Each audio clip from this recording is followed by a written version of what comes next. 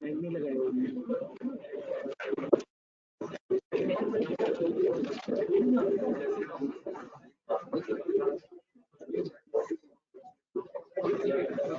Screen की set कर दीजिएगा, ये मुझे अब वो स्क्रीन सेट कर दें।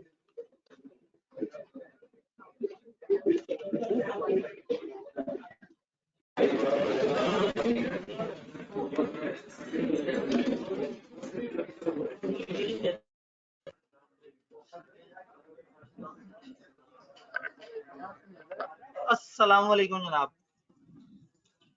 ऑनलाइन वालों को आवाज, स्क्रीन और कैमरा तीनों चीजें क्लियर हैं? फिजिकल वालों को मैं फिजिकली क्लियर हूं, आवाज क्लियर है, कैमरा क्लियर है, ठीक है, डन हो गया। कल हम लोगों ने बड़ी मजे मजे की लीगल डिस्कशन की थी। माइनर के पॉइंट समझने के बाद हम पहुंचे थे साउंड पर्सन के ऊपर, और साउंड वो था जो अनसाउंड ना हो। और अनसाउंड में हमने तीन तरह के केसेस पढ़े। साउंड पर्सन को डिफाइन करना हो तो हम पॉजिटिव जुमला इस्तेमाल करेंगे, और अनसाउंड को डिफाइन करना हो तो नेगेटिव जुमला। साउंड पर्सन को हम कहेंगे वो शख्स जो कॉन्ट्रैक्ट करते वक्त अपने इतने होश हवास में हो कि उस कॉन्ट्रैक्ट की बातें समझ सके और उसमें अपने लिए अच्छा बुरा जो है वो जान सके।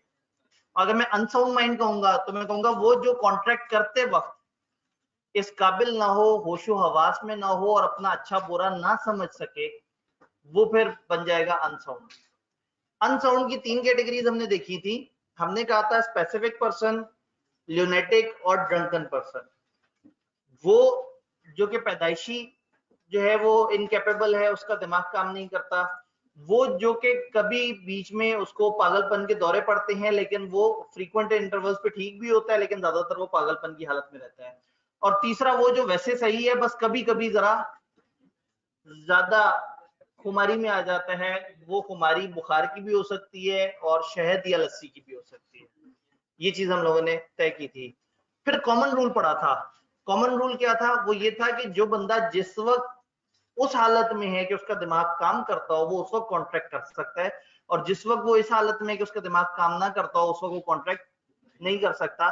फिर मैंने आपको कहा था कि जो बंदा ज्यादातर पागल रहता है, आप उसके साथ कॉन्ट्रैक्ट करने से पहले किसी से पूछते जरूर है, और जिससे पूछते हैं फिर वो उसके ऊपर लीगल जिम्मेदारी आ जाती है। कल को अगर उस कॉन्ट्रैक्ट में पूछ नीचे हो तो जिसने कंफर्म किया था उसके ऊपर बर्डन ऑफ प्रूफ आता है।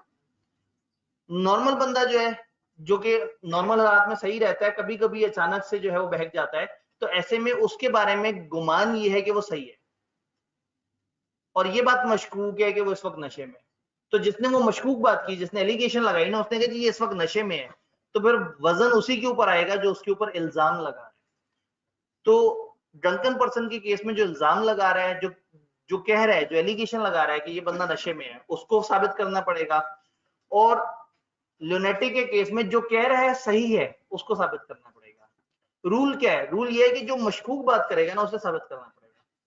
एक इंसान जो ज्यादातर पागल रहता है, उसके बारे में अगर कोई कह दे कि ये सही है, ये मशकूक बात है। और एक बंदा जो ज्यादातर ठीक रहता हो, अचानक से कोई कह दे कि ये इस वक्त नशे में है, तो ये मशकूक बात है। तो जो मशकूक बात कर रहा है उसको साबित करना पड़ेगा। अगेन मैं for the purpose of understanding आपको डिटेल से बता रहा था। किताब में तो सिर्फ इन तीन एग्जांपल्स का जिक्र है कि तीन तरह के हैं, और जनरल रूल दिया हुआ है। मैं उस जनरल रूल को इनके से कनेक्ट करके आपको बताने की कोशिश कर रहा था। फिर एक दर्जा हम आगे गए थे और हमने एक लिस्ट देखी थी कि कौन कौन से ऐसे लोग हैं जिनको लॉ ने मना कर दिया है कि नहीं भाई, इनके साथ नहीं किया जा सकता कॉन्ट्रैक्ट। ऐसा नहीं है कि कॉन्ट्रैक्ट हो नहीं सकता, कॉन्ट्रैक्ट होने पे आपको राइट्स नहीं मिलेंगे। जब राइट नहीं मिलेंगे तो लॉ कहेगा मैंने तो पहले ही मना किया था, मत करो, तुम्हारा ये एनफोर्सेबल नहीं हो सकेगा। एनफोर्सेबल का क्या मतलब था? जो हम अदालती तरीके से जो है हम जो साबित कर रहे हैं। तीन चार केसेस थे, अभी मैं हैंडआउट्स में से भी आपसे पूछता हूँ, उसकी लैंग्वेज में अगर कोई मसला है। एक हमने कहा था वो एनिमी जो कि दूसरे मुल्क में है, और वो मुल्क जो आपके साथ हालत जंग में है, तो सिटीजन ऑफ दैट कंट्री, जिस कंट्री से आपकी कंट्री की लड़ाई चल रही है। दूसरा हमने कहा था वो प्रिजनर जो कन्विक्टेड है, या वो कन्विक्ट जो कि इम्प्रिजन्ड है, मुजरिम भी है और जेल में भी है। ये दोनों की दोनों शर्तें पूरी होंगी तो हम उसके साथ नहीं कर सकते। एक भी शर्त इनमें से पूरी नहीं हुई भी तो हम उसके साथ डील कर सकते हैं। तीसरा एम्बेसडर्स वगैरह, दूसरे मुल्कों के सिफारतकार, मेहमान और जो उनके ऐसे वफद वगैरह पाकिस्तान आ रहे हैं ऑफिशियल, उनको गवर्नमेंट की सपोर्ट होती है। गवर्नमेंट कहती है पाकिस्तान का शहरी आप पे केस नहीं कर सकता, गवर्नमेंट केस करना चाहे तो कर सकती है, हम आम इंसान केस नहीं कर सकते। तो उनसे कॉन्ट्रैक्ट अगर करें और कल को हम उन्हें कहें कि अदालत चलो और वो इनकार कर दें, तो हम कुछ नहीं कर सकते। अगर वो अच्छे लोग हुए और वो चाहें कि चलें ये मैं अपने आप को खुद पेश करता हूँ अदालत के सामने, वो उनका बड़ापन है। लीगली उनके ऊपर कोई पाबंदी नहीं है कि वो अपने आप को अदालत के सामने पेश करें। चौथी चीज इंसॉल्वेंट, दिवालिया, एक ऐसा शख्स जिसको प्रॉपर तरीके से दिवालिया डिक्लेयर, ऐसा ना हो कि एक बंदा कहे बस मैं तो बिल्कुल गरीब आदमी हूं, वो दिवालिया नहीं है। दिवालिया वो है जो अदालत के पास गया, अदालत ने तहकीक की, ऑफिशियल असाइनी बुलाया, उसके एसेट्स डिस्पोज ऑफ किए, उसके सारे मामला सेटल करने के बाद ठप्पा लगा दिया कि ये बंदा अब हो गया दिवालिया। वो कब तक रहेगा दिवालिया, कितनी एज में, अब वो कितने अरसे बाद वो कितना कमाना शुरू कर देगा, तो पीछे जो पेंडिंग थे वो किनको कितना मिलेगा, कब तक मिलेगा, कैसे मिलेगा, बहुत मजे की बातें हैं, लेकिन हमारे सिलेबस में नहीं है, तो टेंशन की जरूरत ही नहीं है। इंसॉल्वेंट की इतनी सी 1.5 लाइन जितनी किताब में दी हुई है, बस उतनी हमें पता होनी चाहिए। हैंडआउट अगर मुझे दिखाएं, आप लोग किसी जगह अंग्रेजी में अगर फंसे हैं, मुझे बताएं साउंड माइंड के अंदर कहीं कोई, वो शुरू में बताया कि साउंड माइंड वो होगा जो एट द टाइम जब वो कॉन्ट्रैक्ट करे वो कैपेबल हो के टर्म्स समझ सके, to form a rational judgment, यानी कि वो एक फिर अकलमंदी वाली जजमेंट दे सके, as to its effect upon his interest, कि वो कॉन्ट्रैक्ट इसके लिए अच्छा बुरा है या किस तरह का है, वो अपना उसमें अच्छा बुरा समझ सके। ये डेफिनेशन क्लियर है। नीचे 3 एग्जांपल दी हुई है। स्पेसिफिक पर्सन यानी कि परमानेंटली इनसेनिटी है, इनसेन कहते हैं पागलपन, तो इनसेनिटी का मतलब है पागलपन। ल्यूनेटिक मेंटल स्ट्रेन या डिजीज है जिसमें कुछ इंटरवल सेनिटी के भी होते हैं, यानी कि ज्यादातर पागल है, कभी कभी सेन। अब इनसेन अगर पागल है तो सेन कौन होगा, जो नॉर्मल बंदा है, तो कभी कभी नॉर्मल भी होता है। और drunken person, excessive use of certain things may cause temporary incapability of mind, हमने लस्सी और शहद को certain things से रिप्लेस कर दिया ताकि मामला थोड़ा शरई दायरे में रहे, कुछ चीजों की बेजा इस्तेमाल की वजह से भी ऐसा मामला हो सकता है। यहां तक इंग्लिश क्लियर जी? सर ये जो परमानेंटली इंसैनिटी है, मतलब ठीक है, इसके साथ तो कॉन्ट्रैक्ट है वर्ड ऑफ एडिशन ही बिल्कुल ऐसे ही है, इसके साथ हो ही नहीं सकता, क्योंकि ये तो हर वक्त ही, इसका मतलब हम बहस ही उन दो पे कर रहे हैं। पहला वाला तो फारिग हो गया, मतलब मुझे लग रहा है मैंने इस पे कांटा भी लगाया हुआ था, ये देखें, इसके साथ तो हो ही नहीं सकता ना, ऐसे तो भूल जाए। अगले 2 बंदों के साथ बात होगी कि वो इस वक्त होश में है या नहीं है। जी, ये तीनों बातों की इंग्लिश समझ आई? रूल्स फॉर अनसाउंड पर्सन, ये वो रूल है, वही वाला जो बंदा ज्यादातर पागल हो, कभी कभी होश में हो, ज्यादातर होश में हो, कभी कभी पागल हो। A person who is usually of unsound mind, जो ज्यादातर पागल रहता हो, but occasionally of sound mind, but कभी कभी सही भी होता हो। may make a contract when he is of sound mind, जब होश में होगा तो कॉन्ट्रैक्ट कर सकता है। A person who is usually of sound mind, जो ज्यादातर साउंड माइंड है लेकिन occasionally of unsound mind, कभी कभी बहक जाता हो, may not make a contract when he is of unsound mind, जब वो अपनी दूसरी वाली हालत में है तो उसको कॉन्ट्रैक्ट नहीं कर सकता। ये जुमले भी क्लियर थे। नीचे आपने disqualified from contracting by law में देखा, यहाँ 4 जुमले थे। सिटीजन फॉरेन कंट्री, जब वो वॉर में है, ये बात तो क्लियर है। फॉरेन, ये वाली लाइन आपने पढ़ी, फॉरेन सर्वेयर्स और एम्बेसडर्स को इम्यूनिटी है, इस्तिस्ना है, they have a right to enter into contract, उनके पास हक है, वो चाहे तो कॉन्ट्रैक्ट में शामिल कर सकते हैं, but can claim the privilege, but वो ये बेनिफिट जरूर ले सकते हैं। क्या बेनिफिट ले सकते हैं? कि उनको सू नहीं किया जा सकता। जी बिल्कुल, अगेन मैंने बताने की कोशिश की थी कि डिस्क्वालिफाइड बाय लॉ का मतलब दिखने में ऐसा लग रहा है कि इन लोगों को लॉ ने मना कर दिया कि इनसे कॉन्ट्रैक्ट ना करो, ये जुमला और है, इन लोगों से कॉन्ट्रैक्ट करने से लॉ ने मना कर दिया। जिन्होंने कहा इनके साथ डील मत करना, और करो तो फिर जिम्मेदारी अपनी अपनी, हमें मत कहना कि कॉन्ट्रैक्ट था, मुझे मेरा हक चाहिए। तो ये वो लोग हैं विच आर डिस्क्वालिफाइड, कि जिनसे कॉन्ट्रैक्ट नहीं किया जा सकता। ये लोग अगर करना चाहें किसी और कानून में करें, कॉन्ट्रैक्ट एक्ट ने मना कर दिया कि इनसे डील ना करो। इवन डील हो भी सकता है, देखे ना, वो कह रहे हैं वो केस भी कर सकते हैं, वो अदालत में अपने आप को पेश करना चाहें तो पेश कर भी सकते हैं। तो unless they choose to submit themselves to the jurisdiction of our court, jurisdiction कहते हैं हुदूद, अहाता, उसके स्कोप, हम कहते हैं ना फलाना थाने की ये हदूद है, ये एरिया फलाना थाने के अंडर आता है, तो जुरिस्डिक्शन का मतलब है वो सारा एरिया जो आपके हल्के में आता है, जो आपके कंट्रोल में आता है। जी यहाँ से एक सवाल था, अगर हमें पता ना हो एम्बेसडर तो ये हमारी बहुत बड़ी भूल है, हमें ऐसा नहीं करना चाहिए। अगर हम एक कॉन्ट्रैक्ट कर रहे हैं और मामला लाखों करोड़ों का है तो इतना तो हमें पता ही होना चाहिए हम किससे मामला कर रहे हैं। एम्बेसडर तो एक बड़ा मशहूर आदमी होता है, तो कहीं भी अगर हमसे गलती हुई है तो कानून कहेगा कि भाई तुम्हारी गलती है, हमने तो तुम्हें बता दिया था। इसमें एक लॉ होता है, इसको हम कहते हैं डॉक्ट्राइन ऑफ कैविएट एम्प्टर।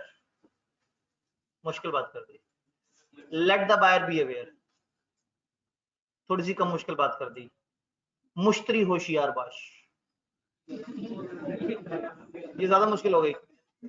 ये जुमला आपको कुछ जगह पे नजर आता होगा लिखा हुआ, कहीं पे जाए अचानक से किसी ऐसे इलाके में गुजर रहे हैं जहां पे अक्सर डाउट है, वहां लिखा होता है मुश्तरी होशियार बाश, खरीदार आंखें खुली रखे। मुश्तरी शुड बी होशियार एंड बाश। मुश्तरी इज द परचेजर, मुश्तरी इज द पर्सन जो कि क्लाइंट है, जो कि कोई चीज खरीदने लगा, कंज्यूमर है। तो मुश्तरी को होशियार बाश रहना चाहिए, आंखें उसको खोल के रखनी है जो चीज खरीद रहा है। जो बेच रहा है वो तो धोखा कर ही सकता है, खरीदने वाले ने अपने आप को बचा के रखना है। तो ये कॉमन रूल है कि जो भी कॉन्ट्रैक्ट में एंटर हो रहा है ना, उसने आंखें खुली रखनी है, उसके साथ धोखा ना हो जाए। धोखा हो जाए और जान के दिया जाए तो वो हम अगले चैप्टर में पढ़ेंगे कि उसके क्या हुक्म है। अभी तक हम ये वाली बात कर रहे हैं। जी ये तीसरी वाली लाइन आप लोगों ने देखी। दूसरी, फिर कन्विक्ट, जब वो इम्प्रिजन्ड है तो वो कॉन्ट्रैक्ट नहीं कर सकता, लेकिन जब सेंटेंस एक्सपायर हो जाए, जब जुमला मर जाए, सेंटेंस क्या होता है? सेंटेंस सजा को कहते हैं, सेंटेंस टू डेथ। तो यहाँ हमें ना अक्सर ऐसे लफ्ज मिलेंगे जिनका अंग्रेजी में कुछ और मतलब होता था और कानूनी मतलब कुछ और है। तो ये सेंटेंस का मतलब है सजा। तो जब सजा खत्म हो जाए तो कर सकता है, या जब वो जमानत पे, पेरोल, जमानत पे अगर रिहा हो के आया हुआ है तो वो कर सकता है। इसका मतलब वही बात हुई कि मुजरिम भी हो और उस वक्त जिस वक्त कॉन्ट्रैक्ट कर रहा हो जेल में भी हो, तो ये दोनों सूरतों की वजह से हम इसके साथ कॉन्ट्रैक्ट ना करें, और अगर किया तो हम ही फंसेंगे। देन आखिरी चीज, इनसॉल्वेंट एंटर नहीं हो सकता कॉन्ट्रैक्ट में, उसकी प्रॉपर्टी ऑफिशियल असाइनी या ऑफिशियल रिसीवर डील कर रहे होते हैं। याद है ये कौन था? गवर्नमेंट की तरफ से, कोर्ट की तरफ से एक बंदा आया, अब उसके सारे हिसाब किताब अब वो डील कर रहा है। तो इसके साथ अब हम कॉन्ट्रैक्ट करेंगे भी तो इसके हाथ में कुछ नहीं है। जी ऑल डन। ऑनलाइन में एक आध सवाल नजर आया, सर डिस्क्वालिफिकेशन में क्वेश्चन है कि अगर एक इंसान मुजरिम है लेकिन वो जेल में नहीं है, ठीक है जी, ये बात मैंने भी क्लियर कर दी थी, अगर वो जेल में नहीं है इस वक्त तो फिर उसके साथ कॉन्ट्रैक्ट हो सकता है। तो ये वो, इसीलिए मैंने जुमला कहा था कि आपको भूल ना जाए, अगर मुजरिम हो लेकिन दवाइयां लेने गया हो तो फिर कॉन्ट्रैक्ट हो सकता है। असल में ये सियासी चीज जो है ना, ये जरा ज्यादा याद रह जाती है। ठीक हो गया जी, वेरी गुड। अब तो मैं आगे जाना पड़ेगा, क्या करें, मजबूरी है। आपको पता है ना इस हफ्ते की क्या हमारा वो मामला है? सैटरडे को टेस्ट है। हमने वचन दिया था कि अगर हमें पीर को छुट्टी करनी है तो फिर हमें टेस्ट को थोड़ा सा पीछे लेके आना पड़ेगा। और कितना होगा टेस्ट में? जितना 1:10 तक हम पढ़ चुके होंगे। मेरे पास अभी भी मौका है जी। छुट्टी सारा दिन होगी। मेरी क्लास में अटेंड करने वाले लोगों को मेरी तरफ से मेरी क्लास की पूरे दिन छुट्टी। मेरी क्लास पूरे दिन में किसी भी टाइम पे नहीं होगी, लेकिन अगेन वही बात है कि ये आप दूसरी जगह पे आवाज उठाई ना, जगह सर जी देखिए, मतलब थोड़ा सा जरा हॉस्टल वाले हैं, जरा मतलब थोड़ा सा मुश्किल में आ जाते हैं। चलें उसके बाद क्या होगा आपके साथ वो मैं आपको नहीं बता रहा, लेकिन जी जी बिल्कुल। तो वो आप कह दीजिएगा सर जरा देखें मतलब मामला, हाँ तो ऑनलाइन पढ़ लीजिएगा। जबरदस्त, ये तो वाकई मैंने सोचा ही नहीं। तो अगर वाकई किसी ने जाना हो और उसकी एक क्लास अफेक्ट हो रही हो तो उसको उस दिन ऑनलाइन पढ़ लें, और अगर आपको लगता है कि नहीं उस दिन फिजिकल आके पढ़ना ज्यादा जरूरी है तो चलो ठीक है, मेरी क्लास वाले टाइम पे घर जाके किलोला कर लीजिएगा, सो लीजिएगा, थोड़ा सा खुशी महसूस कर लीजिएगा कि चलो एक क्लास तो हमारी आजाद है। या उस दिन भी पढ़ने का मूड हुआ तो पिछले 2 चैप्टर लिख लीजिएगा। खैर मैं ज्यादा बहक गया था।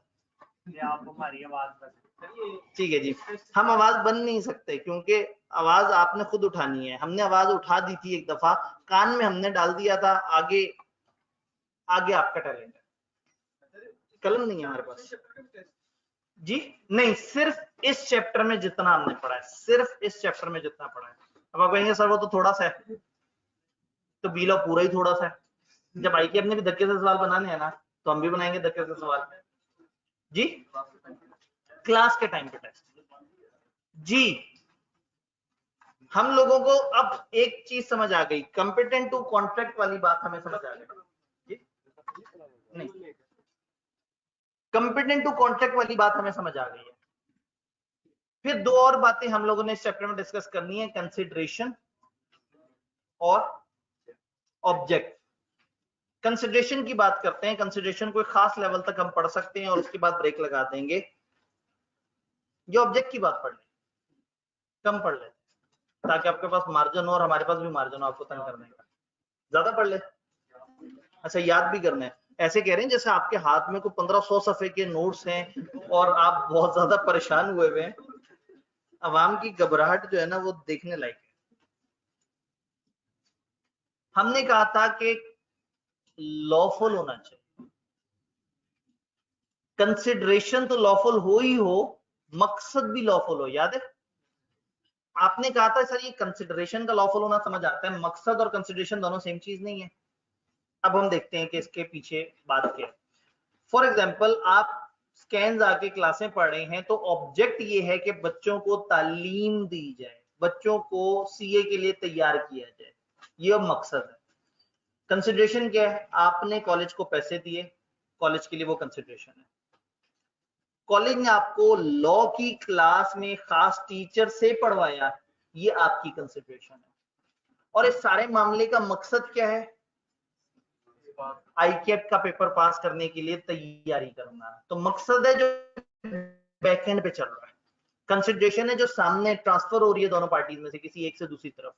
तो कंसिडरेशन भी लीगल होनी चाहिए और मकसद भी लीगल होना चाहिए। ये ऐसे ही है कि अगर आपको पता है कि मार्केट में कुछ अरसे में शॉर्टेज हो सकती है और अचानक से चीजों का रेट ऊपर जा सकता है और आप मार्केट से जाके बहुत बड़ा माल खरीद लें, आपने पैसे देके माल खरीदा, पैसा एक शरई चीज है, लीगल चीज है, कोई मसला नहीं।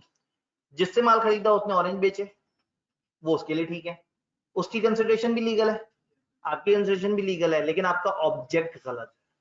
ऑब्जेक्ट क्या है, मैं इस वक्त खरीद लूं, मार्केट में शॉर्ट हो जाएगा, फिर महंगे दामों बेचूंगा, बड़ा मजा आएगा, सबको तंग करूंगा। इसका मतलब ये हुआ कि ऑब्जेक्ट का ताल्लुक है वो मकसद क्या है जिसके तहत आप वो कॉन्ट्रैक्ट कर रहे हैं, किस वजह से कर रहे हैं। और कंसिडरेशन है कि आपको उसमें मिल क्या रहा है, जो मिल रहा है वो भी लीगल होना चाहिए, और जो इरादा है, जो उस कॉन्ट्रैक्ट का मेन मकसद है, उस कॉन्ट्रैक्ट में एंटर होने की जो वजह है, वो भी लीगल होनी चाहिए। बात समझ आई? मैं अगर आपको पढ़ाऊं लॉ, आप मेरे से पढ़े लॉ, मुझे पता है मैं इसलिए पढ़ा रहा हूं कि आप आईकेप का इम्तिहान देंगे, मसला खत्म, कोई टेंशन नहीं है। तो लॉ पढ़ाना भी लीगल है, पैसे देके लॉ पढ़ना भी लीगल है। अब अगर आप जान के एक खास लॉ इस नियत से पढ़ने आए कि आपने वो लॉ पढ़ के उसको गलत इंटरप्रेट करके बहुत सारे मुजरिमों को सजा से छुड़वाना हो, अगर ये मकसद मुझे पता लग गया है कि आपका मकसद सही नहीं है, तो हमारा कॉन्ट्रैक्ट भी सही नहीं है। हालांकि मैं अभी भी वही लॉ पढ़ा रहा हूं और आप अभी भी वही पैसे देके पढ़ रहे हैं, लेकिन मकसद गलत हो गया। तो इसलिए ये जो ऑब्जेक्ट है ना, ये भी ठीक होना चाहिए, और जो उसमें लेन देन हो रहा है जिन चीजों का, वो भी ठीक होना चाहिए। अब मकसद हो तिजारत, बड़ा प्यारा सा मकसद है कि एक बंदा दूसरे से चीज खरीदे और आगे बेचे और जिंदगी की गुजर बसर कर सके, और खरीद रहा हो चर्स। तो मकसद तो खूबसूरत था, घर वालों को पालना, उनको खर्च करना, माशरे में रह के एक मुनासिब सा रोजगार तलाश करना और अच्छे पैसे कमाने की जुस्तजू करना। बट कंसिडरेशन, तो इसका मतलब है जो लेन देन, जो चीजें एक दूसरे की तरफ ट्रांसफर हो रही हैं, वो भी लीगल होनी चाहिए, और जो मकसद है वो भी। तो कब हम मानेंगे कि आपका मकसद सही नहीं है, मकसद लीगल नहीं है? यहाँ पे लॉ हमें 5 बातें बताता है। वो कहते हैं कि वो चीज जिसको लॉ ने खुद से डायरेक्टली एक्सप्रेसली मना कर दिया, उन्होंने कहा खबरदार ये काम नहीं करना, जो उन्होंने मना कर दिया वो कंफर्म गलत है। यानी हो सकता है मुझे समझ ना आए कि उन्होंने क्यों मना किया है, मुझे ना समझ आए कि यार ये इसमें क्या मना करने की जरूरत थी, क्यों मना कर दिया। जब उन्होंने मना कर दिया, लॉ ने मना कर दिया, कानून ने कह दिया खबरदार ये काम नहीं करना, तो बस मुझे भी मना हो जाना चाहिए। अब मैं ये नहीं देखूंगा उनके पीछे क्या रैशनल था। फॉर एग्जांपल मैं लाहौर बैठा हूं और मुझे एकदम से पता ये लगता है कि लाहौर में पतंग खरीदना मना है, तो क्यों मना हुआ होगा, क्या हुआ होगा, कितनी डेथ्स हुई होंगी, क्या मामला होगा, गवर्नमेंट ने क्या सोचा होगा, मुझे सोचने की जरूरत ही नहीं। जब मना हो गया तो कहानी खत्म। तो वो चीज जो लॉ एक्सप्रेसली मना कर दे कि ये आप नहीं कर सकते, तो वो आप नहीं कर सकते, चाहे आपको जितना मर्जी लीगल लग रहा हो। लेकिन जिसको लॉ ने कह दिया है कि नहीं ये मना है, तो बस वो फिर आपके लिए वो ऑब्जेक्ट इलीगल है, क्योंकि लॉ को फॉलो करना ही तो लॉफुल ऑब्जेक्ट है। तो अगर आप लॉ को ही फॉलो नहीं कर रहे, गवर्नमेंट ने कह दिया पतंगे खरीदना और बेचना जुर्म है कानूनन, तो फिर वो जुर्म है, चाहे उसके पीछे मकसद समझ आए या ना आए। पहली बात समझ आई। मैं तीसरी पे जाऊंगा, फिर हम दूसरे पॉइंट पे पलट के आएंगे। इट इज फ्रॉडुलेंट अगर साबित हो जाए कि उसमें धोखा है। अगर एक बंदा दूसरे से जो डील कर रहा है, फॉर एग्जांपल गाड़ी खरीद रहा है, पैसे दे रहा है, लेकिन अंदर खाते मकसद है कोई फ्रॉड है। वही बात है कि गाड़ी चोरी की हो सकती है, कोई और गाड़ी में नुक्स हो सकता है जिसको जबरदस्ती बेचने है। अब गाड़ी तो एक प्रॉपर कंसिडरेशन है और पैसे भी प्रॉपर कंसिडरेशन है। गाड़ी एक लीगल चीज है, गाड़ी खरीदने वाले को उसका टाइटल मिल रहा है, उसकी ओनरशिप मिल रही है, पैसा भी लीगल चीज है, लेकिन मकसद फ्रॉड। तो अगर आपका मकसद फ्रॉड का है तो वो कॉन्ट्रैक्ट फाड़ेगा, वो कॉन्ट्रैक्ट नहीं हो सकता। याद है कॉन्ट्रैक्ट का एसेंशियल्स हमने कहा था, मकसद भी लॉफुल होना चाहिए, कंसिडरेशन भी ठीक हो, मकसद भी ठीक हो। तो मकसद गलत हो जाएगा अगर पीछे फ्रॉड होगा। अगर मकसद आपका किसी पर्सन या उसकी प्रॉपर्टी को इंजरी देना हो, तकलीफ पहुंचाना हो, यहां एक बात हो सके तो पहले दिन वाली बात कोशिश कीजिएगा आखिरी दिन तक याद रखिए, मैं कई दफा रिपीट करूंगा, प्रॉपर्टी का लफ्ज लॉ में एसेट्स के लिए इस्तेमाल होगा।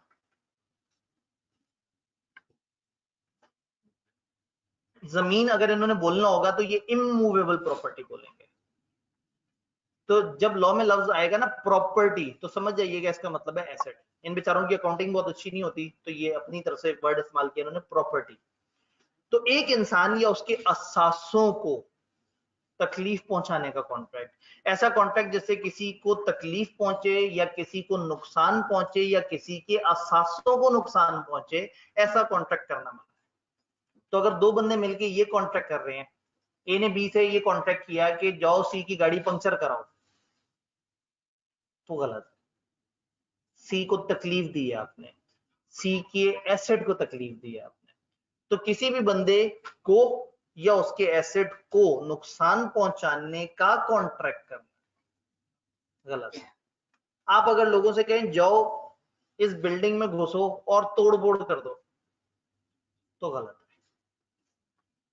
तो किसी को तकलीफ पहुंचाना, किसी इंसान को या किसी इंसान के एसेट्स को नुकसान पहुंचाना, उन्होंने कह दिया ये मना है। फिर कुछ जगह हमें समझ नहीं आता, कोर्ट मामले को देखती है तो फिर कोर्ट मामले को देखने के बाद कहती है ओहो ये तो बहुत ही इमोरल काम हुआ है। इमोरल मतलब गैर अखलाकी और अपोज टू पब्लिक पॉलिसी, अवामुन नास के वसीतर मफाद के अगेंस्ट हुआ है। अगर कोई ऐसी हरकत हुई हो जो आपको देखने में गलत ना लग रही हो, लेकिन वो अवाम के वसीतर मफाद के अगेंस्ट हो, फॉर एग्जाम्पल सजाए मौत के एक कैदी को माफ कर दें, दिखने में कितना रहमदिली का काम है, बट उसके बाद वो और ज्यादा जुर्म करेगा क्योंकि उसे पता है कि सजा तो मिलती नहीं है, बाद में आराम से कॉन्ट्रैक्ट करो माफी मिल जाती है। तो ये एक ऐसा अमल है जिसकी वजह से पब्लिक पॉलिसी डिस्टर्ब हुई है, जिसकी वजह से अवामुन नास को तकलीफ पहुंचेगी। ये जैसे भी मैंने थोड़ी देर पहले कहा, ऐसा अरेंजमेंट करें कि मार्केट शॉर्ट कर दें, मार्केट में शॉर्टेज हो जाए, मोनोपोली बन जाए, इस्तेसाल हो, तंग करें, लोगों को परेशान करें, तो इस तरह के तमाम मामला जो अवामुन नास के मफाद के अगेंस्ट हो या गैर इखलाकी बुनियादों पे बने हुए। मैं एक एग्जांपल दूंगा, लॉ में है, हमारे सिलेबस में नहीं है। वालिदैन के लिए अपने बच्चों की खरीदो फरोख्त अगेंस्ट पब्लिक पॉलिसी है और इमोरल भी है। अगर बच्चा भी तैयार है और वालिदैन भी तैयार है और पैसे भी मिल रहे हैं, इवन देन उन्होंने कहा ये वाला हमने अलाउ ही नहीं करना, ये है ही अगेंस्ट पब्लिक पॉलिसी। यानी वालिदैन जितने मर्जी गरीब क्यों ना हो, अगर वो बिल्कुल बहुत ही बुरे हालात में और वो सोचें चलो ठीक है हम अपना एक बच्चा किसी को दे देते हैं और उससे पैसे ले लेते हैं, तो लौने का नहीं। अगर ये चीज अलाउ कर दी तो बस फिर तो तबाही मच जाएगी। हाँ, अडॉप्ट वाला एक पूरा कानून होता है, उसके पीछे पूरी लिखत पढ़त होती है। ऐसा नहीं होता कि बस जाके एक बच्चा उठा लिया, लो जी मैंने आज से अडॉप्ट कर लिया। उस पर पूरी कागजी कार्रवाई होती है पूरा उसमें। फिर अगेन अडॉप्ट वाले में ये देखा जाता है उस बच्चे का एग्जिस्टिंग वाली वारिस कोई है या नहीं है, बच्चे की क्या एज है, तो वो हर चीज में बड़ी गहराई है। हम लोग बस थोड़ा सा लॉ पढ़ के ना बड़ा ज्यादा जज्बाती हो रहे हैं। हर लॉ के अपने अपने, जैसे देखे ना अभी हम सिर्फ ऑफर के वर्ड पे कितनी सारी बहस कर ली, तो जो अडॉप्शन का लॉ है वो सोचें वर्ड अडॉप्ट को लेके कितने ज्यादा बात करता होगा। तो कहने का मतलब है, मैंने एक एग्जांपल दी थी कि अगर कहीं कोई ऐसा एग्रीमेंट हो, ऐसा मामला हो जो कि इमोरल हो या अगेंस्ट पब्लिक पॉलिसी हो, अवामुन नास के वसीतर मफाद के अगेंस्ट, तो मैंने एग्जांपल मोनोपोली की दी, मैंने एग्जांपल कैदी की सजा माफ करने की दी। ये सारे वो हैं जो दिखने में गलत नहीं लग रहे लेकिन इससे अवाम को नुकसान हो सकता है, तो ऐसी चीज भी उन्होंने मना कर दी। पांचवी और थोड़ी सी डिफरेंट बात, is of such a nature that if permitted would defeat the provision of any law। Illegal नहीं है लेकिन अगर इजाजत मिल गई तो गुमान ये है कि कुछ ऐसा हो जाए जो इलीगल है। एग्जांपल क्या है, मैंने कहा लाहौर के अंदर पतंग बेचना मना है।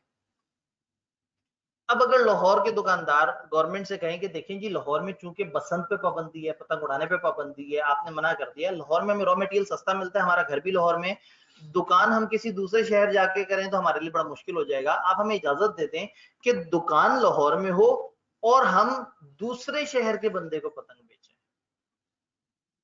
यानी हमारे पास जो बंदा है हम उससे कहें हाँ भाई बताओ तुम कौन से शहर के हो, अगर वो बोल दे लाहौर तो हम उसे पतंग नहीं बेचेंगे, और अगर वो कह दे मैं फैसलाबाद से हूँ, मैं जड़ावाला से हूँ, मैं सियालकोट से हूँ, मैं कराची से हूँ, मैं फलाना जगह से हूँ, तो फिर उसे बेचते हैं।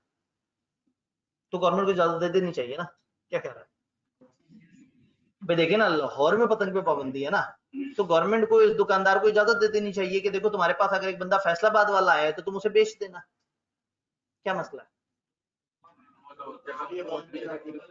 फिर क्या होगा, हर लाहौरिया जाके कहेगा कि मैं फैसलाबाद से हूं।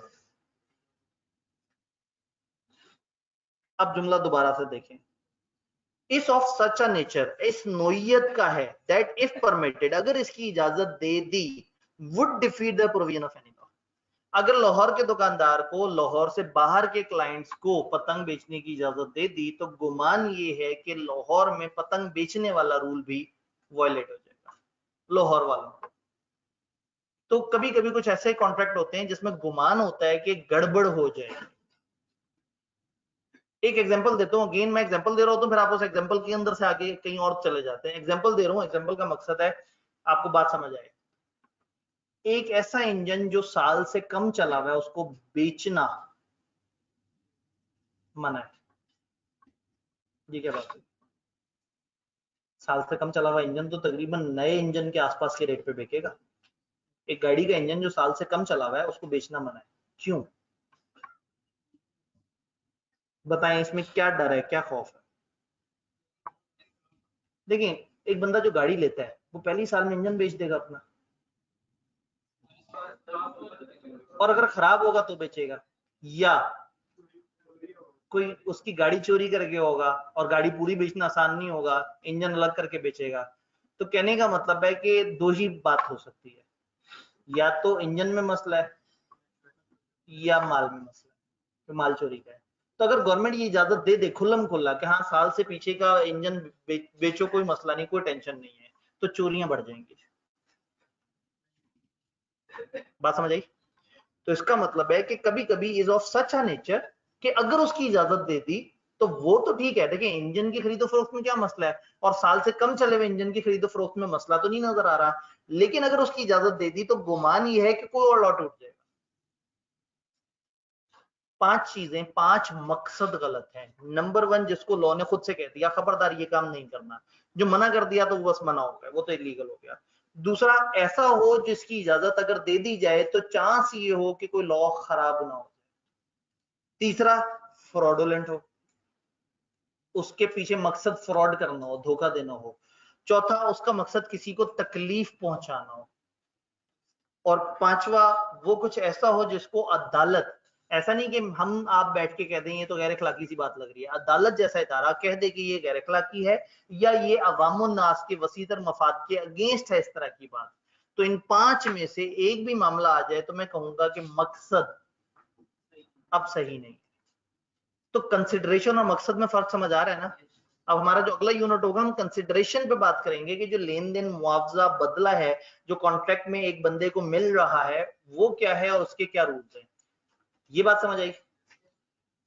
एक चीज अगर थोड़ी सी लॉफुल और थोड़ी सी लॉफुल नहीं है फिर क्या करें?